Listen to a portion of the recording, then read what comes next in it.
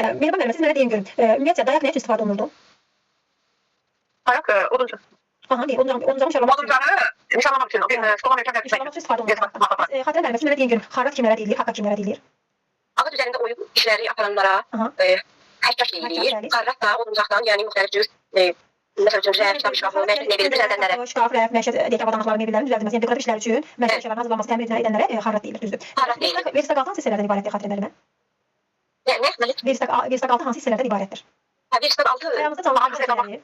Arka ayaqlar, ön ayaqlar, bir də birləşdiricilər. Arka ayaqlarda, ortada birləşdiricilər, fasilsə və bir də var idi, yox, elə fasilsə düzdür. Bu qədərdir. Bəs verstaq nədir Xatirə müəllimə? Verstaq, yəni emal edilən oduncan üçün. Bilərsiniz Mehriban müəllimə? Yəni deyə bilərsiniz verstaq nədir? Verstaq nədir? Verstaq xarrat tezgahıdır. Xarrat tezgahı. Onun üzərində nişan materiallarını istədiyimiz ölçüdə kəsib doğramaq üçün verstaq stolu. Yəni ki, emal edilən üçün tərtibatlar olan çox vaxt mexanikiləşdirilmiş, alətlərlə təchiz edilmiş nədir? İş masasıdır. Alətlər təchiz edilmiş iş masasıdır. Xatirə müəllimə, siz mənə deyin görüm, bizim iş taxtası hansı hissələrdən ibarətdir? Yuva, dayaq, nol, arka ayaq, ön ayaq, pasta var. Hansı hissələrdən ibarətdir? Bəli. Yuvalar. Yəni yuvalar. Bəs Mehriban müəllimə, iş yerinin səmərəli təşkilinə xidmət edirdi? İş yerinin sizə dərzi müəllim, siz eləmi? Məsələn, bu işi siz necə görsəniz, sizə daha yaxşı səmərəli xeyri ola bilər? Məsələn, hansı tərəfdə, hansı formada işləsəniz? Vaxta qənaət edir də, elə deyə səmərəli işləsəniz. Vaxta qənaət edirik, bəli. Vaxta qənaət edirik, sonra da keyfiyyətli bir də materiallar itkiyə verməmək məqsədilə. Mədəniyyətimizi artırır və mədəniyyəti artırır, düzdür, əla. Bəs siz mənə deyin görüm Xatirə müəllimə. Ümumiyyətlə eni və uzunluğu mişarlamaq üçün mişarlar bir-birindən nə ilə fərqlənirlər? Dişlərin quruluşuna görə. Dişlərin formasına görə. Və oduncaqla işləmək üçün alətlər müəyyən edək, hansılar idi Mehriban müəllimə? Oduncaqla işləmək üçün alətlərimiz.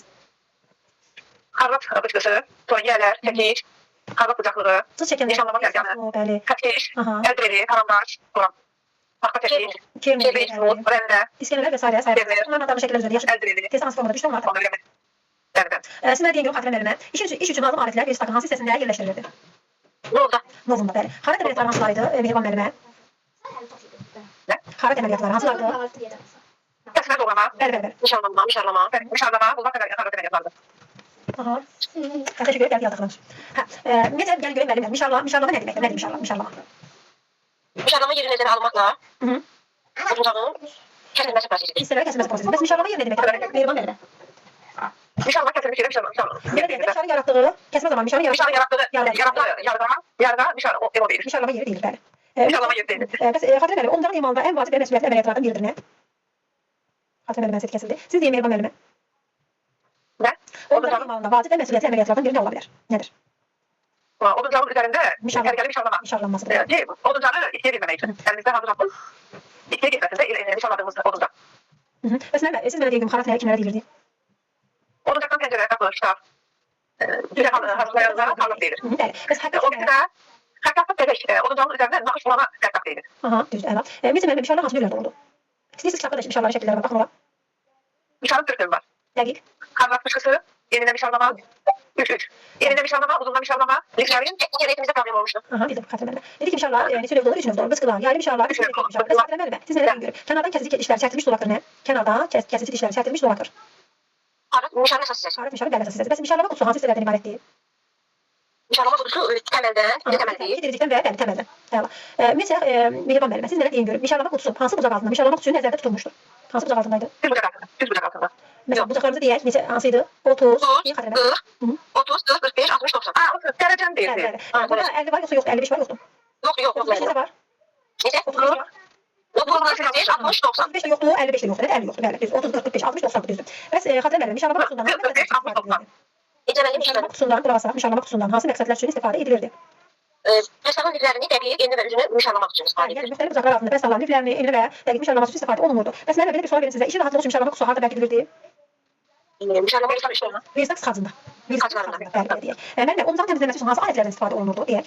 Körpü, subank, yeyə, bir də sonraki kağızı. Bəli, düzdür. Ümumiyyətlə deyirəm, körpü nədir? Çoxu təmizləmək üçün istifadə olunur körpü. İri kərkli, tablandırılmış metalları təmizləmək üçün çoxu təmizləmədə həm də. Yəni, bəli, körpü iri kərkli olan tablandırılmış. Körpü yiyədir. Yox, bu yiyə ayrı. Yiyə ayrıdır, körpü ayrıdır. Orada şəkillər də var kitabda, zəhmət olmasa baxın. Bəli. Körpü dedik ki, iri kərkliləri olan Mehriban müəllimə, tablandırılmış diricikli. Ümumiyyətlə kobud emalların ilkin işlərdə körpüdən istifadə olunur. Bəs deyirəm ki, müxtəlif hündürlükdə kərkliklər olan tablandırılmış dirici hansı idi? Mehriban müəllimə. Müxtəlif hündürlükdə deyirəmsə, nəyə götürürük? Böyük dişli yiyələri götürürük. Müxtəlif hündürlükdə kərklikli olan yiyələrdir. Bəs suvatlar nədir? Hansını deyə bilərsiniz? Mehriban müəllimə deyə bilərsiniz? Suvatlar nədir suvat? Hansı suvatlardan? Sumaklar deməli dedi ki, nədir? Xırda kərtiklər olan tablandırılmış metal diricikdir. Sumaklardan ümumiyyətcə dedi ki, əyrə səthlərin emalı və məmulatın təmizlənməsində istifadə edilir əzməllər. Bəs belə bir sual verim sizə. Yiyənin əsas hissələri hansılar idi xatırlayın mı?